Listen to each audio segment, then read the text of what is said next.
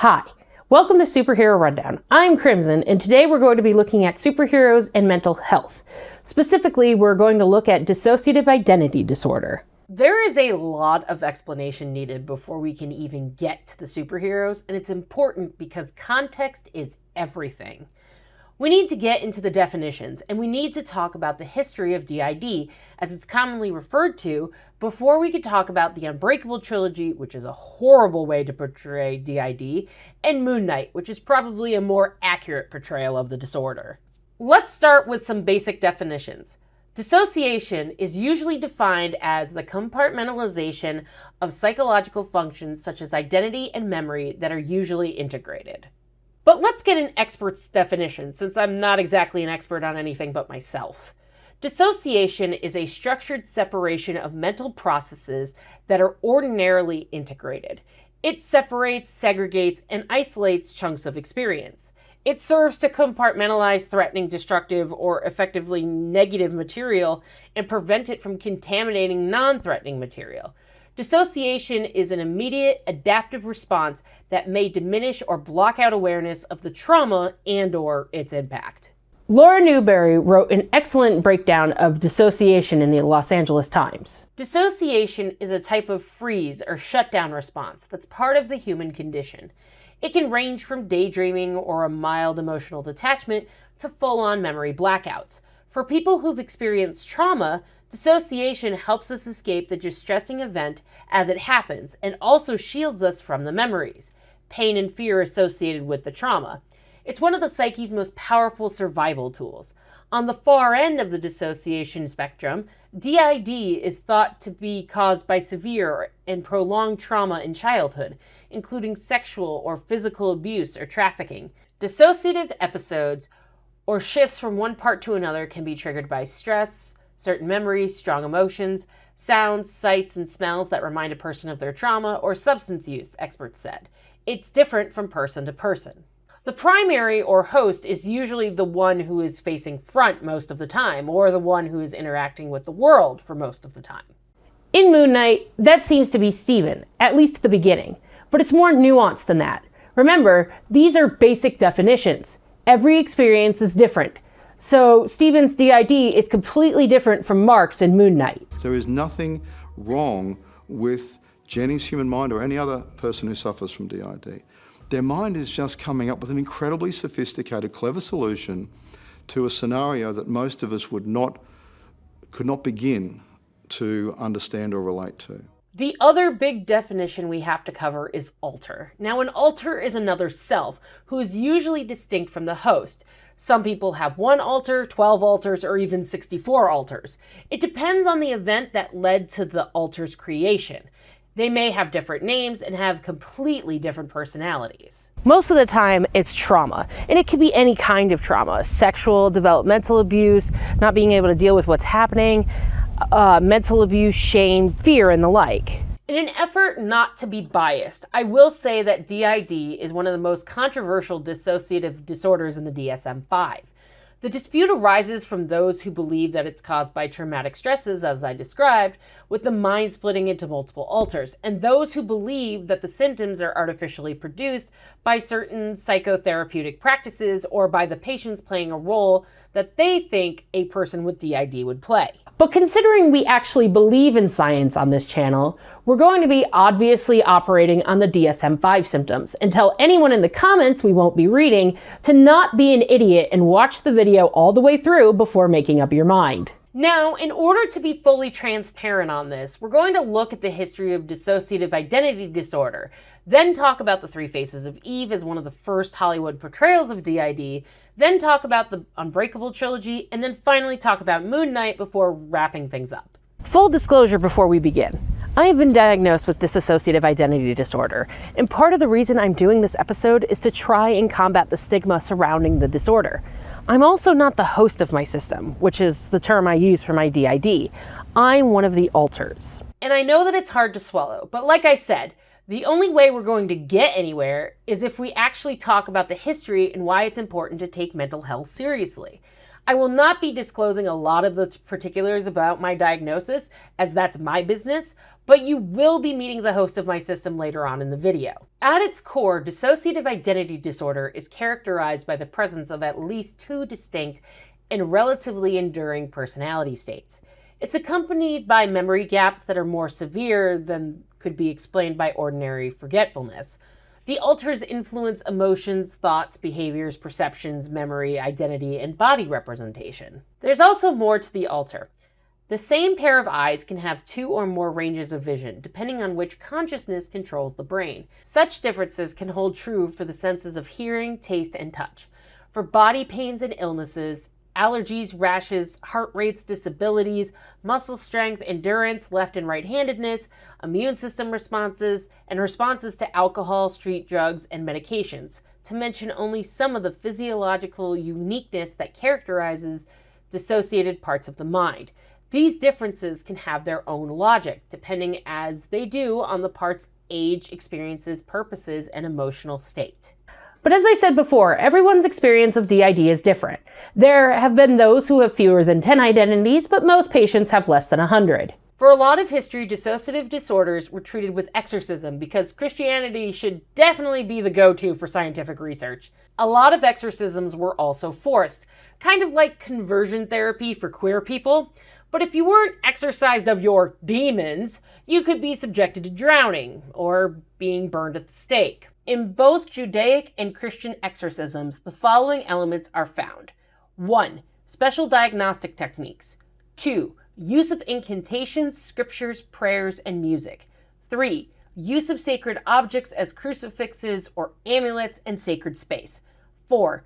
Physical interventions with the patient, as positioning and restraining.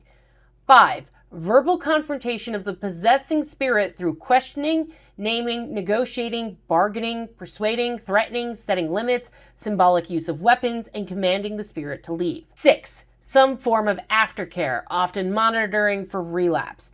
And 7. Belief that exorcism poses risks to the exorcist and deployment of supportive community against these risks, such as family members and friends of the possessed, or assistants and consultants to the exorcist. There was Jeanne Free, who was a Dominican nun in the 16th century.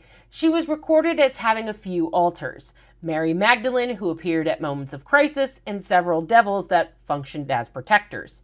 Her altars were heard arguing. She had suicide attempts, suffered from sleep disturbance, and she sometimes lost her knowledge and skills. But not a lot of that was written by Jeanne herself. It was by her exorcist, so we don't know how much was actually embellished for publication. One of the earliest people on record as having the disorder was Louis Vivet in the 19th century. He was neglected and beaten as a child. He was paralyzed at the age of 17 from the waist down while working on a farm. Here's where the DID comes in. When he was paralyzed, he was kind, reserved, and intellectual. When he could walk, he was arrogant, confrontational, and mean.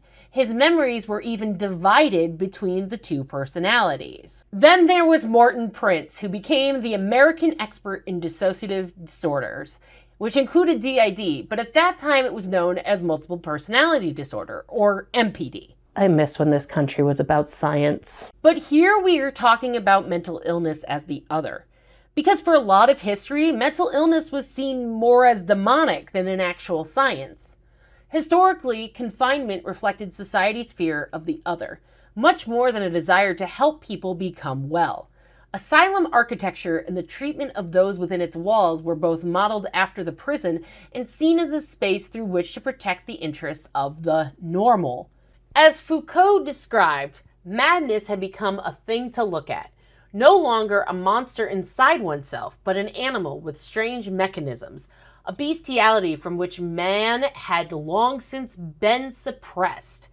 This logic concludes that if the madman is a beast, then it is culturally acceptable to treat her or him as an animal. Anywho, he also created the Journal of Abnormal and Social Psychology, publishing articles on personality and other functions of neurotic disorders. But his most famous case is that of Christine Beauchamp. She was a 23-year-old actually named Clara Norton Fowler, but she came to Prince suffering from a nervous disorder. Prince played an important role in her recovery as he helped her reconcile with her other personalities. The case was widely cited as the prototypical case of DID, well into the 1970s. But as we already learned, everyone experiences DID differently. Now let us talk about the DSM, or the Diagnostic and Statistical Manual of Mental Disorders, which was first published in 1952 as the DSM-1 and goes all the way up to the DSM-5 TR, which was published in 2022. The DSM has evolved over time, with the first one only centering on 3 classes of symptoms, those being psychotic, neurotic, and behavioral. This is also the one that classified homosexuality as a personality disturbance, so I don't know if I trust it.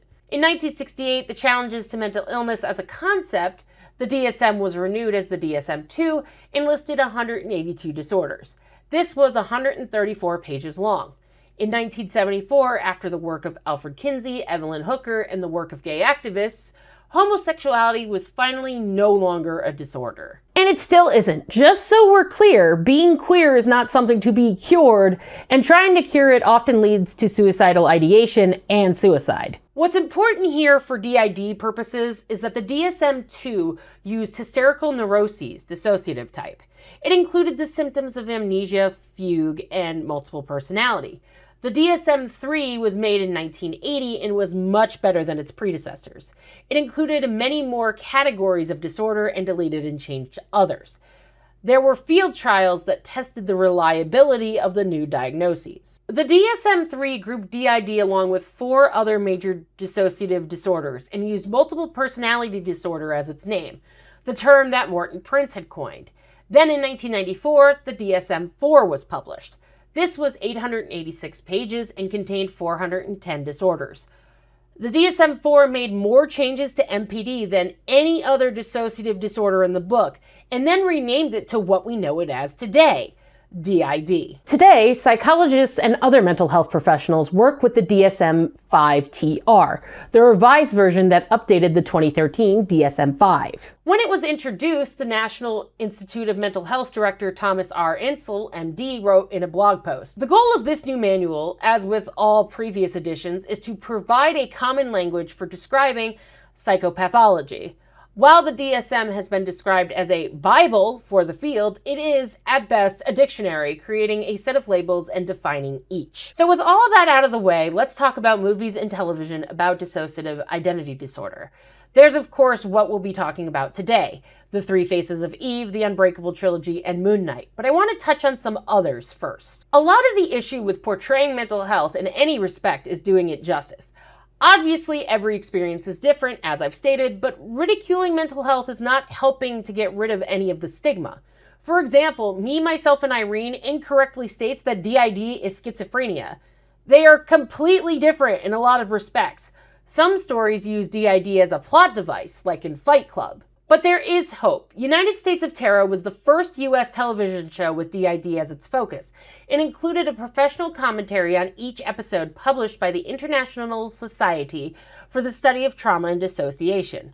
Then there is the 1993 Indian psychological horror film, whose name I cannot pronounce, where the central character shows symptoms of DID. The film was great at popularizing mental health discussions, but it did show an oversimplification of treatment for the disorder. Now that that's all out of the way, let's get to the media. First, let's talk about the 1957 film, The Three Faces of Eve. Eve, who we know today as Christine Costner Sizemore, was diagnosed with DID in the 1950s. The book, The Three Faces of Eve, was written by her psychiatrist and then turned into a feature film with the same name. Starring Joanne Woodward, who won an Academy Award for portraying Eve, the film explores a housewife who suffers from DID. In the film, she alternates between Eve White, the timid wife and mother who suffers from blackouts, and Eve Black, who is wild and violent. She's eventually sent to the hospital when Eve Black tries to strangle the daughter Bonnie while her husband takes a job out of state. Eventually, Ralph, her husband, realizes that her multiple personalities exist. When Black goes out with another man, Ralph ends up divorcing Eve White. The psychologist, Dr. Luther, considers both White and Black to be incomplete personalities and helps her via hypnosis. During one session, a third personality comes forth. This one is stable but has no memory of her past. After remembering the trauma of her childhood at 6, she remembers everything and tells the doctor that both white and black are gone. Here, while everything is wrapped up with a neat bow, is probably one of the better portrayals of DID in cinema history. At least until we get to Moon Knight, but that doesn't negate the importance of this film. The true importance of the case lies in the fact that the book and the movie, The Three Faces of Eve, kindled the imagination of the public and sparked curiosity about the nature of this mysterious disorder. That was the beginning of a renewal of interest that suddenly burgeoned into full force in the late 70s and early 80s. And though the movie shows a happy ending, as was custom because of the Hollywood machine, Christine, the actual person, had a much worse time of it. She endured a fragmented identity until the mid-1970s, when more than 20 of her personalities finally unified. So while Eve gets a happy ending, some of us who have DID are not as fortunate. Some of us have to learn whether or not we're going to integrate or if we're going to try and, get along with our alters. We're going to jump ahead to the Unbreakable trilogy by M. Night Shyamalan, and boy howdy do I have opinions. First of all, this is probably one of the worst portrayals of DID out there today, specifically how monstrous some of Kevin's personalities are. And while that can be true, it really reflects the negative stigma surrounding dissociative identity disorder. Unbreakable really only serves to set up the next two movies of the trilogy and establishes Bruce Willis as a guy who survives a train wreck with no broken bones. There's also Glass, a guy with a genetic disorder who has fragile bones. So the two, the Overseer and Mr. Glass, are opposites. In Split, we meet Dennis, who has kidnapped 3 teenagers. Kevin Crumb seems to be the host of all the alters we meet in this film. There's the aforementioned Dennis, Patricia, who tries to protect the girls from Dennis, Barry, who seems to be the most consistent at seeing Dr. Fletcher, the psychiatrist, and Hedwig is a 9-year-old boy in Kevin's body. There's also the Beast, who is the most violent of all the alters in Kevin. Dennis threatens the teenagers with the Beast if they don't behave. At some point, Dr. Fletcher realizes that Dennis is impersonating Barry. When Dr. Fletcher goes to Dennis to talk about the Beast emerges and kills her. Casey, one of the girls, manages to escape, but is pursued. Eventually, Kevin comes forward and realizes that 2 years have passed since the last time he was awake. That is probably the most accurate thing in the movie, to be honest. Patients with DID lose track of time and suffer from memory loss. I myself don't know some of the things that happened in my life because the host was there, not me. As the alters fight for control, the Beast wins out, and while Casey shoots him, it seems to only minorly inconvenience him. Basically, it doesn't do a ton of damage, and the Beast definitely has superhuman strength. The only reason that Casey even escapes is because the Beast sees her scars and declares her to be pure. Okay, Ghost Rider, calm down. Innocent. In the end, Dennis, Hedwig, and Patricia decide to trust in the Beast. The problem with the movie is it illustrates DID in a negative light. Patients can be violent, but in reality, most patients are not. While DID patients have reported engaging in criminal activity, most don't engage in violent crimes. DID cases often present in the criminal justice system rather than in the mental health system, and the illness perplexes experts in both professions. Individuals may commit criminal acts while in a dissociated state. A study that tracked 21 reported DID cases found that 47% of men and 35% of women reported engaging in criminal activity, including 19% of men and 7% of women who committed homicide. Defendants occasionally use DID as a basis for pleading not guilty by reason of insanity. Controversy over the DID diagnosis has contributed to debates about the disorder's role in criminal responsibility. I can't stress enough that the 47 and 35 percentage figures are out of 21 people. Maybe 10 people total between the two figures? Let's look at the case of Billy Milligan, the campus rapist who had a largely publicized court case in Ohio in the 1970s. He was arrested for 3 rapes on the Ohio State University campus, and while preparing his defense, psychologists diagnosed Milligan with DID. The lawyers pleaded insanity that 2 alters committed the crimes without Billy being aware of it.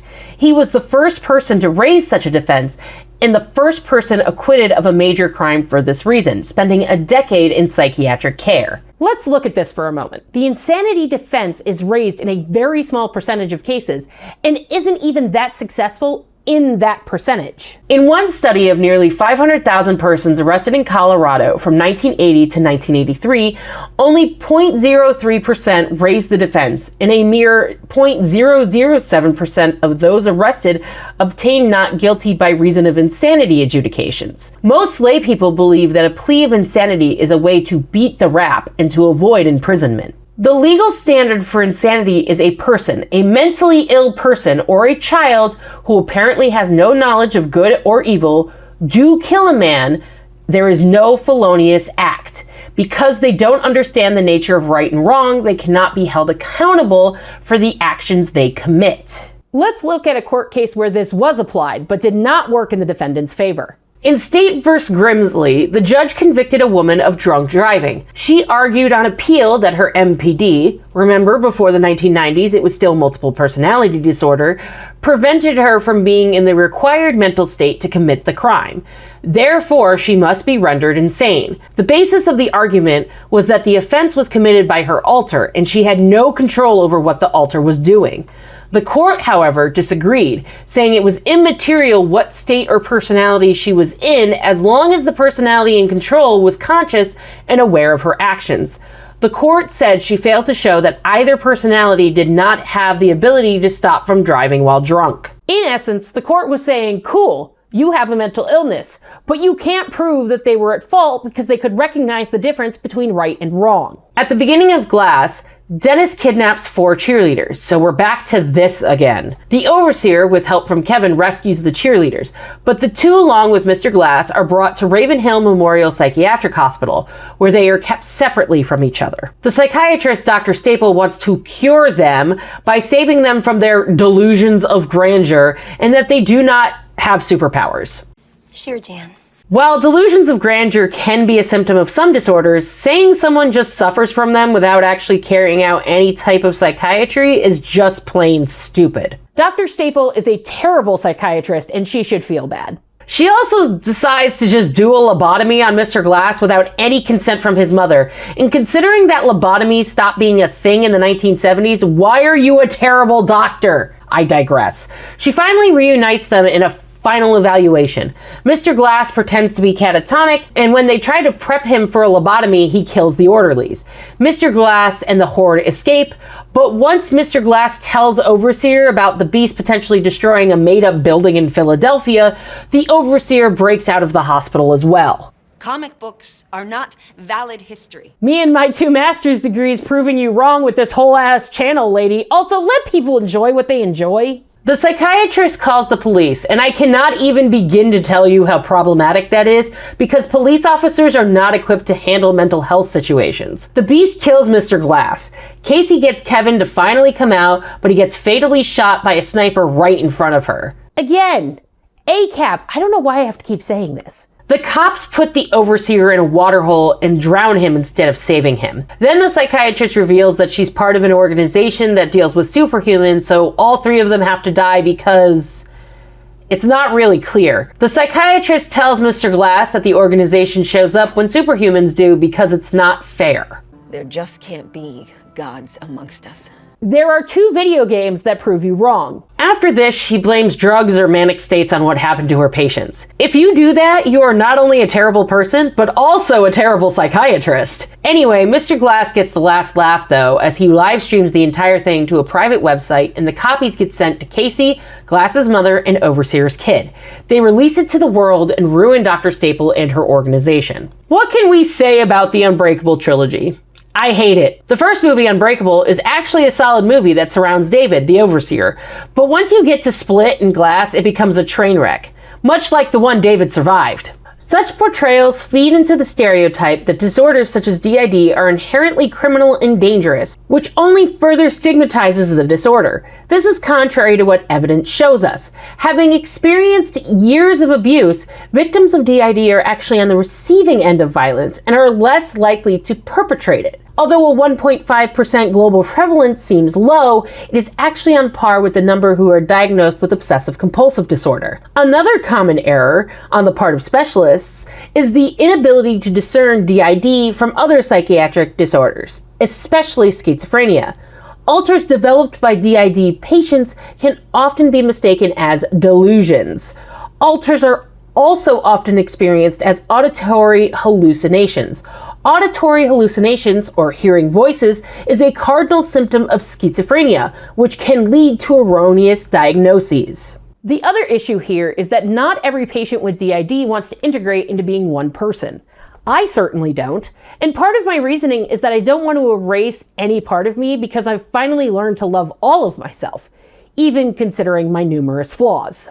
Some patients want to learn to function and work together, and this trilogy illustrates the most extreme aspects of the disorder. This can misrepresent a form of mental illness that is not well understood by the public and even some mental health professionals. Split also gives a false idea of how DID actually works.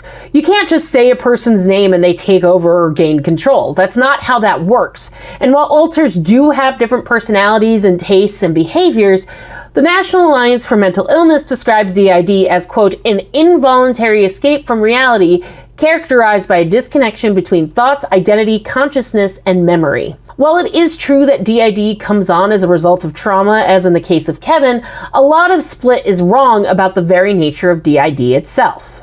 Oh, and Casey, she gets a terrible story as well. Joelle Monique explains how the Unbreakable trilogy became a toxic version of the American dream. Casey Cook gets the shortest end of the stick. Through flashbacks in Split, the audience is shown that at the age of 5, Casey is sexually assaulted by her uncle. There's a scene nearly identical to Joseph holding David at gunpoint, where Casey has a shotgun aimed at her uncle. Only this time, the gun should go off, but he yanks it out of her hands and continues to abuse her for the next 10 years. Later, when Casey's trapped in a cage facing the beast, he sees cuts and cigarette burns on her stomach. Because she has experienced pain, she is allowed to walk away with her life. Once she's escaped the compound, a police officer informs Casey that her uncle has arrived to pick her up. A look of fear flashes across her face. In Glass, Casey's story picks up in a foster home. She got away from her abuser, but neither the hows, the emotional struggle, nor the triumph of escape are celebrated on screen. The problem with this trilogy is that it doesn't honor superheroes as they should be. The trilogy is more about survival, and even then the three main characters don't make it out of the film alive to enjoy it. But enough about that, let's talk about a good portrayal of dissociative identity disorder. It's time to talk about Moon Knight. Let me start off by saying that Moon Knight is one of my favorite superheroes in the Marvel Universe. I'm still pissed that Dracula owes him money. In this series in the MCU, Oscar Isaac plays 3 distinct and separate characters all inhabiting the same body. He doesn't remember that he has other personalities, and he wakes up feeling like he got hit by a bus. He portrays Stephen Grant and Mark Spector throughout the series, with Jake Lockley making an appearance at the very end of the miniseries. At the beginning, it is not clear how long Mark has been working with Khonshu as his avatar. Khonshu, by the way, is the Egyptian god of the moon. His name means traveler. Anyway, the series follows Stephen at first, then adds Mark as they navigate the world. Stephen wakes up in the Alps where he meets Arthur Harrow, who demands a scarab in Stephen's possession he doesn't even know he has. He attempts to escape but suffers from blackouts, eventually finding his way home. When he finds out it's been 2 days, he thinks it's all a dream. And some people try to explain away their blackouts like that. They also try to use other methods, like it was just something they thought up, or that it didn't even happen.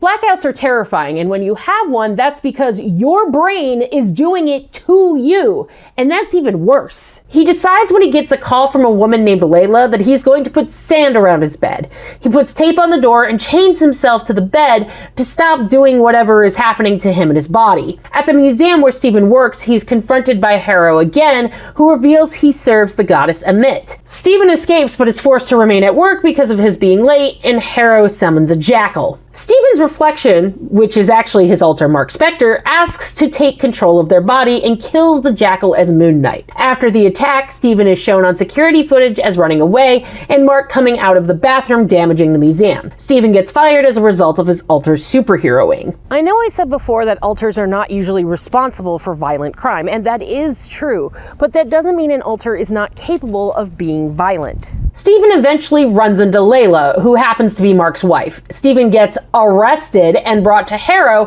where he learns they are an international fugitive. Stephen resolves to never give Mark control of their body again. This is an example of a hostile host. While not hostile in the traditional sense, not working for the greater good of an entire body leads to terrible things. Harrow asks a very important question related to this. I'm curious, do you think that Khonshu chose you as his avatar because your mind would be so easy to break, or because it was broken already? Layla shows up and asks him to summon the suit, but Stephen has no idea what she's talking about. Mark and Khonshu are telling Stephen to kill Harrow the entire time that Stephen is with him. When Stephen transforms, he becomes Mr. Knight, which is not Moon Knight. After Stephen gets a good punch in, Mark takes over and kills the Jackal. Mark and Stephen have a conversation where Stephen realizes that Mark is the entire reason everything in Stephen's life sucks. Then they're in Egypt. Stephen takes over Mark's body and tries to get to the airport, but Mark takes over again to look for Harrow. They are at odds with each other, in case that wasn't clear. At this point, when Mark wakes up at a different time, Stephen denies he did anything, with Mark just holding a bloody knife in his hand. The first hint at Jake Lockley in the series. Mark and Stephen keep switching during the fight at Anton's place after Harrow destroys a sarcophagus MacGuffin. It's not important to the discussion of DID, it's just important to know that it's a MacGuffin. Layla confronts Mark about everything, and Mark tells her she doesn't know him, much to Stephen's disappointment, because Stephen actually likes her. Stephen does agree to help them with the map, and Stephen and Khonshu turn back the night sky to the correct night, but at the cost of Khonshu being imprisoned and leaving Stephen and Mark powerless, much to everyone's chagrin.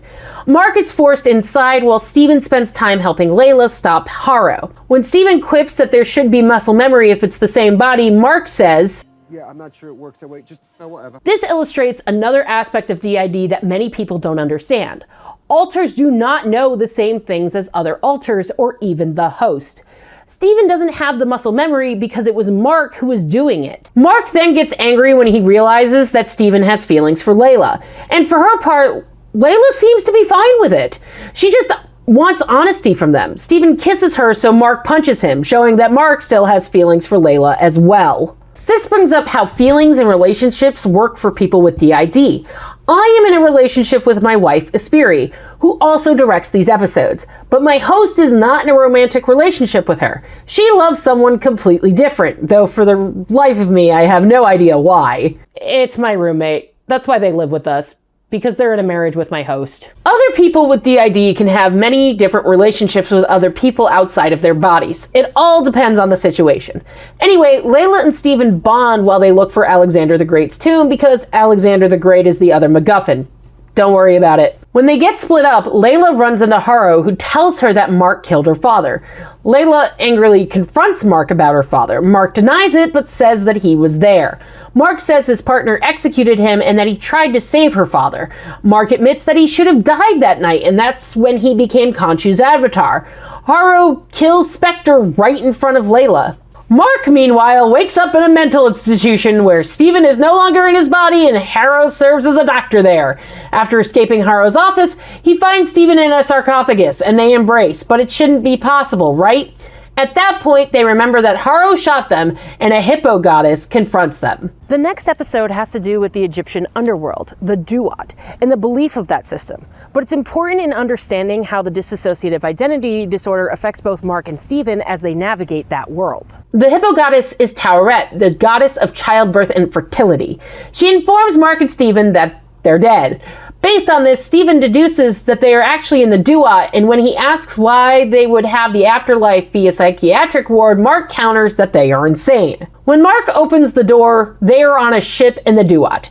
Taweret puts their hearts on the scale to see if they can go to the field of reeds, but the hearts are unbalanced. She tells them they feel incomplete. She tells them to balance the scales before they reach the field, or they will be frozen in sand in the Duat. They talk about how their memories are a mess, which can be prevalent in DID. Mark tells Stephen that he killed them as they are the worst of the worst. Because Khonshu protects the travelers of the night, they see a boy, but Stephen goes after the kid, Mark trying to stop him. Stephen sees that they had a younger brother and continues to follow them. Stephen finds them with Randall, the younger brother, drowning. Meanwhile, Mark and Stephen find that his mother blames him for Randall's death. Mark celebrates his birthday with just his father. Then Steven finds out that his mother abused him as a child. Again, showing the abuse and the trauma that makes DID possible in people. Steven was the host and Mark is the alter, at least in this scenario. Mark tries to lead Steven outside, but Mark leaves his house. And then they flash to when Layla's father was killed. Mark tries to save them, but Khonshu saves him. A lot of the exposition of this is how minds can be fractured in DID, and it's actually not a bad portrayal of some of the experiences I have had. Losing time, not remembering, trauma. Steven realizes that Khonshu was manipulating him from the very start. When Taweret realizes people are dying before their time, she tells them they need to get the scales balanced as there's not much time left. Mark tells Steven that it isn't worth it, but Steven is not having any of it. Mark finds himself back in Dr. Harrow's office. Harrow asks him if he created Steven to cope with his mother's abuse and to open up to Steven. Steven doesn't remember this, but does remember the room itself and sees Mark suffering, and Steven is created at that moment. You're not meant to see that. That's the whole point of you. In essence, Mark is the host and Steven was created to cope with the abuse. That's why he leaves messages for his mother. Why Steven doesn't remember. So Steven does the rational thing and punches Mark. Steven thought it was he who was the original. Steven also learns that their mother is dead. Steven then wakes up in Harrow's office. He realizes his mother is dead, and that's why Mark was standing outside of the house on the day of her Shiva. Remember that Mark is Jewish American, but he breaks down as he leaves the house. Steven tells Mark that it wasn't his fault, that Mark was just a kid when Randall died. But by then it's too late, as the scales are still unbalanced and they will be claimed in the sands. Mark and Steven fight back, with Steven eventually being claimed by the sands. Mark finds himself alone in the field of reeds as the scales balance, losing Steven in the process. Mark doesn't like this, so he asks if he can go get Steven. Taweret asks Mark not to go as he cannot return, but he goes to find Steven anyway and help him. He sacrifices himself as he turns to sand in the Duat, telling Steven he won't abandon him, that Steven is the only real superpower he ever had. Aw, that's so sweet. They reconciled and now they're escaping the Duat together. Khonshu, having sensed this, as he has just freed himself, gets the two their powers back, and Steven comes out and asks how the arrangement will work now that the two of them are bonded and together, much to Khonshu's chagrin. Khonshu tells them that he will release them if they help him now. Khonshu fights Amet, while Mark and Steven switch out fighting Harrow. Layla and her boys reunite. Yeah, I said it, her boys. Jake Lockley is the one who defeats Harrow. Mark and Steven have no idea how they actually got Harrow. The two demand to be released from Khonshu since they did what was asked of them. We see Jake Lockley kill Amet and Harrow as the other avatar of Khonshu who never relinquished his powers. Khonshu also reveals that Mark has no idea about Jake in the slightest, and he wanted Jake as his avatar, not Layla. A lot of the series is steeped in mental health, and it shows that Oscar Isaac did research on the disorder. In the making of special, he mentions the shift in just the eyes between Steven or Mark. They also carry themselves differently, just like alters do. The other thing that I love about this series, it stands on its own. It doesn't need the big show of the MCU. It builds itself and is great by itself. It holds nothing back. It's not a piece of the MCU machine in that it can stand on its own. In Psychology Today, Hara Estroff Morano explains that it isn't just the alters that make the diagnosis feel real for Moon Knight. It's also other symptoms. The audience not only gets to experience the multiple personalities, but also the sleepless nights and memory gaps as they happen in real time, allowing viewers to relate to the protagonist's struggles of being an identity. This can be especially meaningful and normalizing for any person struggling with mental health difficulties, as it shows them persevering through daily obstacles.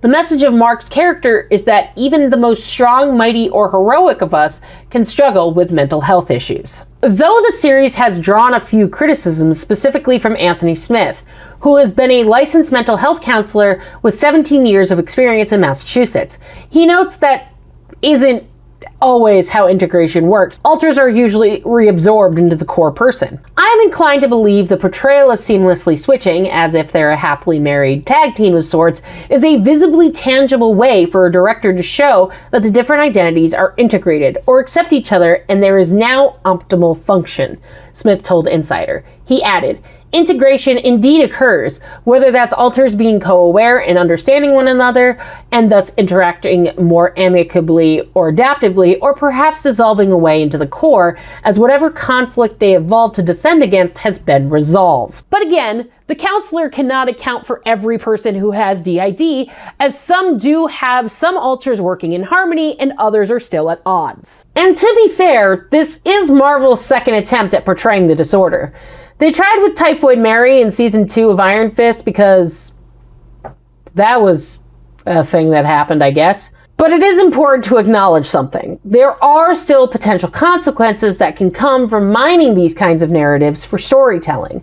Like the Three Faces of Eve, there are actual people who suffer or get by with the disorder in their day-to-day lives. There's even a point in the first episode where Steven has no recollection of a date scheduled at a steakhouse and is actually a vegan, which is a realistic situation for someone with DID, especially given that some alters do not have the same palate as other alters or even the host. Brian Youngblood explains how some of the scenes in the duat are also important for an accurate portrayal of DID. Mark tells Steven, "I survived because I knew I wasn't alone. You were always there, alive and full of hope. You are the only real superpower I ever had." Youngblood says of the scene, "I thought that was a real nod to the lived experiences of people with DID, because what DID often is a superpower of sorts to protect people from a complete mental break. It emerges to absorb the pain and trauma that is endured by people with DID." You also have to remember that each alter will have a role in their system. There are protectors, probably a system manager, some even with child personalities, which we saw with Kevin Crumb in Split. Most of what the alters do depends on how fragmented the system is. There are also no hard or fast rules when it comes to how the different personalities react to each other or the outside world. And sometimes the communication between alters is internal rather than them arguing and switching. But again, it depends on the alter and the system. It's thought about 1.5% of the global population lives with DID, though the precise number isn't wholly clear, meaning you've likely met and interacted with someone who has it and didn't even realize. Part of the reason for the fuzziness in the numbers is the challenge of diagnosis. Another cause is the stigma attached to DID, often exacerbated by negative portrayals in the media and the resulting resistance in seeking medical assistance. Studies show that those with DID are no more likely to be violent than anyone else, and in fact are more likely to be victimized themselves. People with DID aren't villains and they aren't violent. Our popular portrayal of DID is one among a long list of groups of people we've turned into monsters in order to avoid reckoning with our own shortcomings and the way we other people even a little bit different from ourselves. It's very hard to open up about mental illness, but most of my friends here in Minnesota are aware that I am not the only one in my body. In fact, they are well aware that the host of my body is basically a Disney princess and are completely fine with it. It's about trusting a circle of people who have your back no matter what. It's about them seeing who you are and who your alters are. It's about knowing what's important for the system's survival. Hi, welcome to Superhero Rundown. I'm Primrose, and this is my first time doing this, and I'm a bit nervous. While Primrose doesn't appear on the show at all, she does most of the scripts and she does have a hand in the editing. She also does a lot of the research. She's also the one with the paralegal day job, and she's also the one who makes sure that our bills are paid on time. That's why she's the host, and I'm her protector. And no, I will not disclose the trauma that led to my diagnosis, but I will say there are more alters than just me. The important thing about DID is to never assume. Just be there for the person if they open up to you. Or don't. But I will warn you, if you aren't, don't be surprised if they don't open up to you about anything ever again, or you lose their trust, or even their friendship. What a lot of people don't understand about this disorder is that there are different people in the body. It's a different experience for each alter, and sometimes they don't share everything like Mark and Steven. Sometimes there's a Jake Lockley in there that others aren't aware of. Okay, so what about theory? What about it? There's a self-diagnosis trend that was happening on TikTok, but the problem is you can't self-diagnose DID. Shirley J. Davis, someone who lives with DID, said that movies like Split and their dramatized versions of mental illness breed misinformation and shape an unhealthy discourse. People have asked me if it's fun having DID, and some have even wondered aloud if they could develop the condition as an adult for their own entertainment? Such questions are not only inappropriate, but also deeply distressing or triggering. So I don't know, maybe don't be a dick to people with mental illness? DID is not as fun as it sounds. It's exhausting, and trying to keep up with the others is a full-time job. What about signs and symptoms? Don't self-diagnose. What about signs and symptoms? There are a wide variety of symptoms in DID. As I said before, DID is marked by the presence of 2 or more distinct personality states. You also have trouble recalling personal information beyond normal forgetting. Most of 2013 is a blur for part of my system, and late 2014, forget it.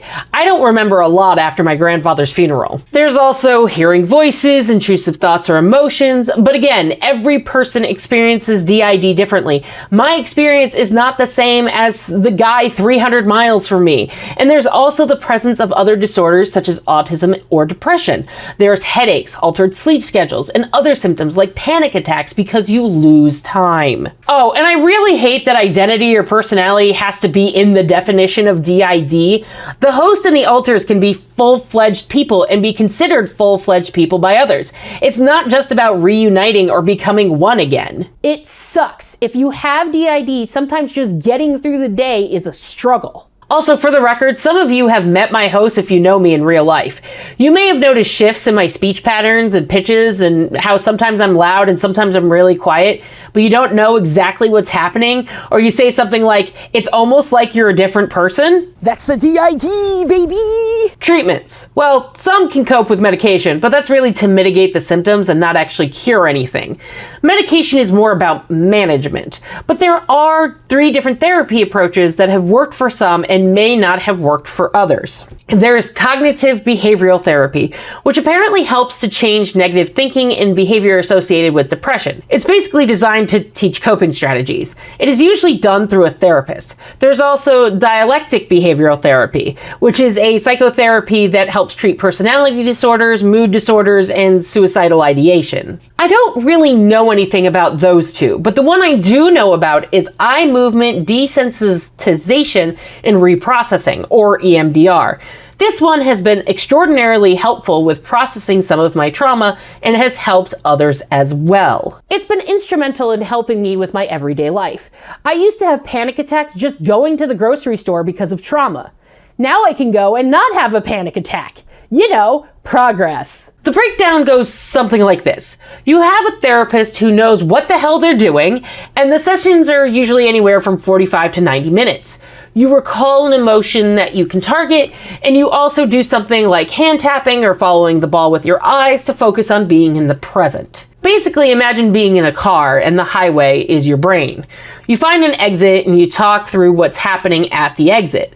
I don't process other people dying very well. But while in the car, you follow the ball on the screen from side to side, or you do the hand tap so you can hear the therapist if they need to pull you out if things get really intense or whatever. EMDR is no joke either.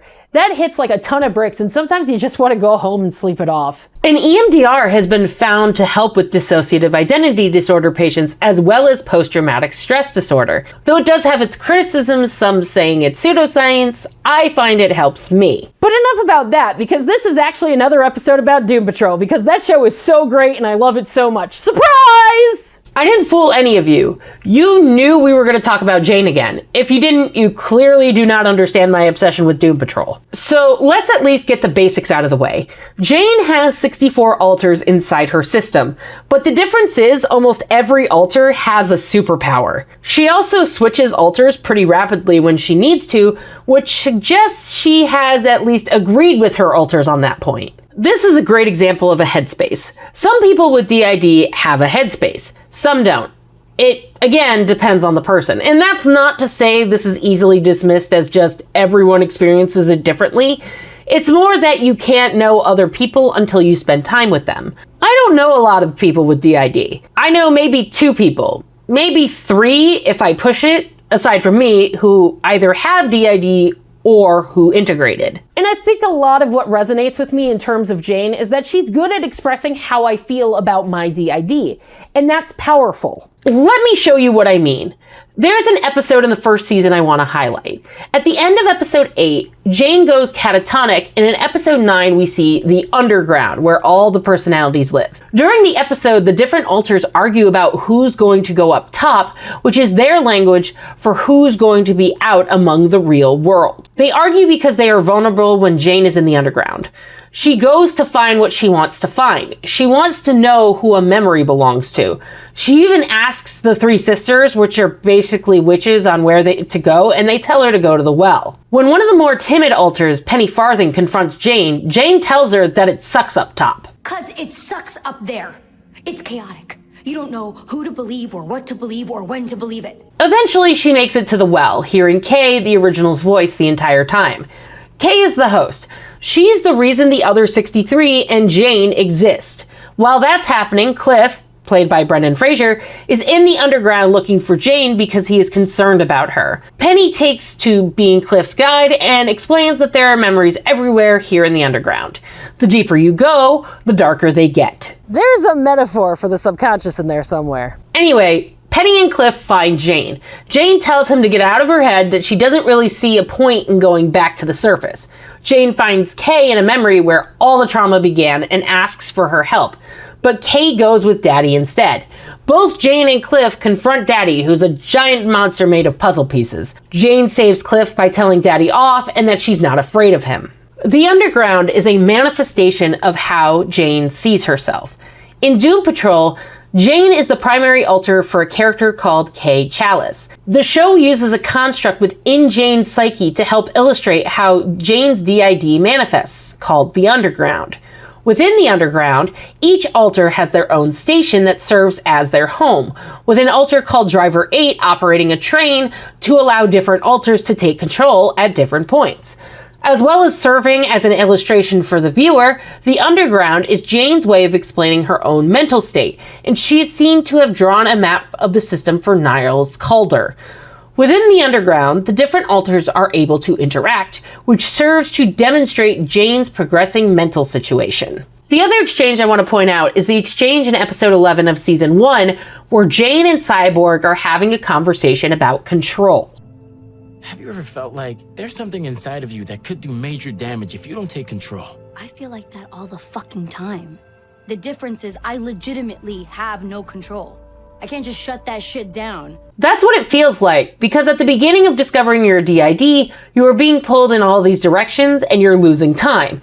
So you feel lost, but you don't have control over it, so it can feel overwhelming all the time. By the end of the first season, Jane is taking drugs to keep the other alters from bothering her and continues to live in a depressive haze. And part of what works is how Diane Guerrero portrays Jane in Doom Patrol. Partly this comes directly from the source material. The series' take on Crazy Jane allows actress Diane Guerrero, and occasionally others, to bring the character's DID to life and deepen audiences' understanding of the condition. In the first season's episode, Therapy Patrol, Guerrero's subtle shifts in tone and attitude as she plays multiple personalities, Jane, Hammerhead, and Baby Doll, achieve more than any comic portrayal could. In season 2, we see what happens when Jane doesn't care anymore, as she injects drugs to feel nothing and keep the others down. In episode 2, there's a flashback where Kay is being dunked to expel demons, and Jane and Dr. Harrison discuss Miranda, who knew what Kay wanted. That's called ominous foreshadowing for those playing along at home. In the third episode, Jane is yanked into the underground for an intervention. They remind her that Kay is her responsibility as the primary, and the Doom Patrol is not her family. Jane explains that life in the real world is messy and confusing. She admits that she would have left, but the Doom Patrol does care about her. She tells them she's the survivor and has to clean up after all the alters when they make a mess. But the alters give her an ultimatum: leave the Doom Patrol or she'll lose her post as primary. The next episode, the Hangman's daughter goes topside while Hammerhead tells Jane that Kay is the only thing that matters, and Kay deserves better than the team. In the episode, Baby Doll befriends Dorothy, who can make her imaginary friends come to life, and is Niles' daughter. But it goes sideways when Dorothy and Baby Doll play tag. Flaming Katie, one of the protectors, kills Manny for scaring Baby Doll. Dorothy gets revenge by sending the Candlemaker into the underground to kill Baby Doll and Flaming Katie while the alters watch. And then they have a funeral for Baby Doll in the underground. And this begs the question, what happens to an alter after they no longer exist? And I'm not talking about integrating either. I mean, what if they die and the primary is still alive, like in Doom Patrol? Jane asks this very thing to the secretary because there's no evidence that they can even be killed. One of the things that I do like about this episode is that the alters are all united by the death of Baby Doll and Flaming Kate. When Jane goes to see Kay, she tells her that she doesn't know how to fix it. Kay tells her that knowing is her job. Miranda comes back and takes over as primary, but there's a problem. Scarlet Harlot is missing. When Jane goes to investigate, she finds the Harlot station is closed. But why? Then Lucy Fugue also winds up missing. Miranda brushes it off by saying they moved on and have healed. But is that true? When Kay asks for Harry, her pet rabbit, Jane takes it upon herself to go to Arkansas and go find it. She wants to prove she's a better primary than Miranda. Then Jane goes back to the underground after retrieving Harry and is thrown into the well where she finds the missing alters. The alters start to question Miranda as Jane is now missing too. Kay figures out that Miranda is Daddy. When Jane finds Kay, she promises to fix it and confront Daddy. All the alters are doing puzzles as Daddy is made of puzzle pieces. But here we see Kay and Jane helping each other, much like alters do sometimes help each other.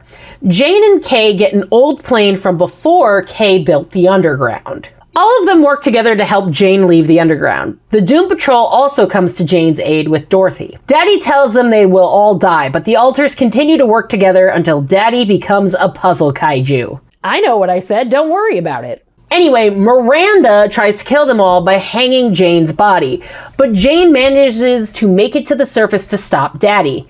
Afterwards, the alters gather in the underground with Kay and they eat the puzzle pieces. When the Doom Patrol dies again, don't worry about it, Jane and Kay meet their grandmother. She tells Jane that she tried to protect Kay from Daddy. Jane tells her that she's failed Kay a lot, but Kay's incredible. She also tells their grandmother that Daddy can't hurt Kay anymore. When she wakes up, they escape, running into the night nurse and the dead boy detectives. Don't worry about it. I mean, they could still be dead. Who knows with this show? Jane then meets the Fog, who tells her, sometimes you have to set worlds on fire so you can make something new. Jane then sends Kay topside to get new shoes. She takes a kid's bike instead. Jane tells Dr. Harrison and Polly that it was worth the risk. Because of the Sisterhood of Dada, Jane gets turned into a Muppet with the other alters. It's all in Kay's subconscious, and only Kay has control now. I told you the show was weird, just roll with it. Anyway, Jane and Kay talk where Kay tells her that Jane is her trauma. Jane tries to tell her Kay can't survive without her, but Kay says she wishes Jane would die. This show makes you confront who you are as someone with DID. It's not always pretty, and sometimes it's raw, but it does make you stronger. When Jane goes back to the underground, Kay tells her all the alters are now gone. Kay goes topside and she tells Vic that the other alters never let her go up. Vic tells her that she's finally in charge of herself again, then interviews her like Niles did with the other alters. The underground is then destroyed and closed off as Kay screams from the underground. Jane sees all the alters back in the fog. She realizes that the alters are dying, so she asks Dr. Harrison what it will take to go back to the underground. But Dr. Harrison doesn't want to give up her freedom. Sometimes I joke to Primrose that we would get a lot more accomplished if we were in two different bodies. But honestly, I have no idea if I could live without her. By the beginning of season 4, Dr. Harrison has become the primary of Kay's body. Jane is given a bag of puzzle pieces she has to figure out. When Vic tells Jane about the interview with Kay, Jane watches the tape. Kay says she doesn't need them to protect her anymore. They need to figure out their new purpose or be lost. Though Kay cannot define what being lost actually means for the alters. Later in the season, the Fog tells Jane to live for herself, not for Kay.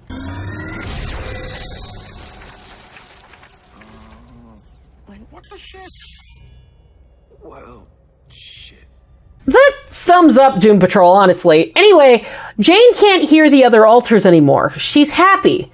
But where are they? Have they disappeared? Are they just dormant?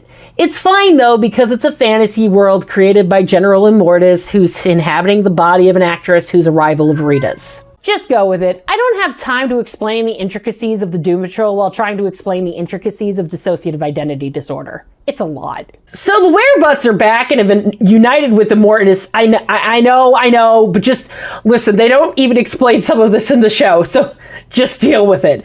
So Jane reveals that she has dementia since she gave up her immortality and is aging. During a mission to save Rita, Niles and Jane meet again, where Niles is still alive and at the manor. Jane tells him that she wants peace. Niles tells her that her purpose has been to survive and that she'll never know absolute peace. Which is how it feels with DID. We never really know absolute peace. Jane realizes that the trauma happened to all the alters, not just to Kay. They were all raped by Daddy. The final puzzle piece appears and she finishes the puzzle. Kay takes all the alters on the train while the underground crumbles for good. Topside, she tells the Doom Patrol that she's all of the alters together. Kaleidoscope. But she's still working out what that means. After getting her longevity back by eating a toenail, I'm not explaining anything, the Doom Patrol gets disbanded because Rita's ghost said so. Kaleidoscope, now Kay at Cyborg's suggestion, lives in space with Casey, a construct from a comic Dorothy had. Casey gifts her with a cat. That's how I met my wife, you know. Cats. They bind you to people for life. I would say Doom Patrol is probably the best representation we have of DID so far. Moon Knight is very good, but it was only one season. Doom Patrol has 4 seasons where we explore the underground, we get to see the alters fighting, and we get to see what happens when all the alters integrate to create something new. Tim Beadle actually brings up a really good point in Doom Patrol Crazy Jane and the Healing Power of Imperfection. Jane's personalities are quite a diverse crew, and it's clear we've only scratched the surface of them. There are personalities who are resourceful, personalities who are wistful, and personalities who are downright terrifying. They don't all get along with each other, and it's clear that they don't always have Jane's best interests at heart. That might make sense when you consider that Jane is the primary personality, but she's not the original one. As I alluded to earlier, and as fans of Grant Morrison's Doom Patrol comics know, Jane was originally Kay Chalice, a girl born in the 1950s who developed dissociative identity disorder after traumatic experience during her childhood. All of the personalities found within the underground exist to protect Kay, not Jane. The problem is that memories of that traumatic event have started to unexpectedly come to the surface, and it's proven to be too much for Jane, which creates a unique dilemma. What happens when the personality tasked with protecting a damaged person becomes too damaged herself? The other thing I love about Jane, she is in control. She has agency over her mental health, and while she doesn't always have the answers, she and the other alters have agency. Ultimately, that's what this episode is. My taking my agency back over my mental health. I lived in fear for so long about how people were going to react to this. People I care about, people who watch my channel. But honestly, I don't give a fuck what you think. I'm happy. I live my life and Primrose lives hers. And ultimately, that's what matters. We're happy, and we have good days and bad days.